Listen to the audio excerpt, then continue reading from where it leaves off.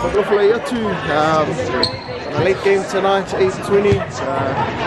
We're one female short, so see how we get on. Whakawhalahi.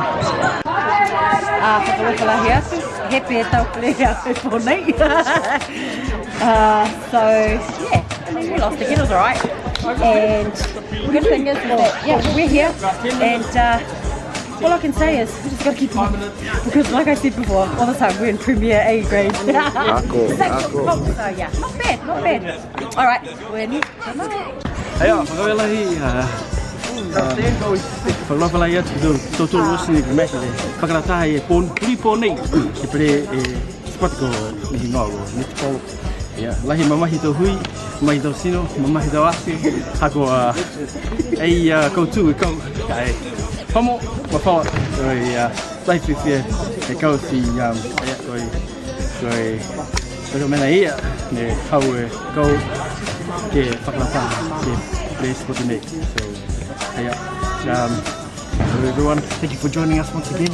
Welcome to the YouTube channel. If you haven't subscribed, please make sure you subscribe, give a thumbs up, and click the like button.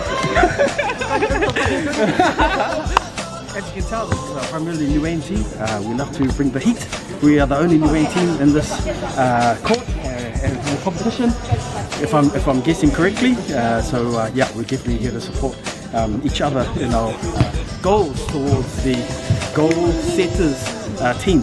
The point of this team is to set the expectation and come out here on nights like tonight when everyone's sucked up in bed or having their ball up or having a nice warm meal and just put out there. And that's what we're here to do, and we certainly achieved that today. Again, best part of the week is Tuesday night, come out for a blast. I encourage everyone out there to get out there, get off the couch and get into a sport. You'll love it, you'll hate it, but you'll love it more. So I'll leave you with those thoughts and Monunipo. Cool. Ooh, whakawhalaia atu, my goodness, we had a good game. We didn't win, but I think we're getting better.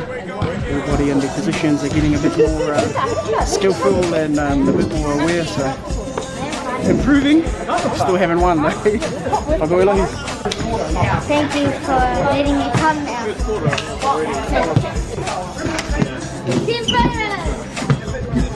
Yeah, that's what we just. Oh, yeah. Hey, tupe tupe.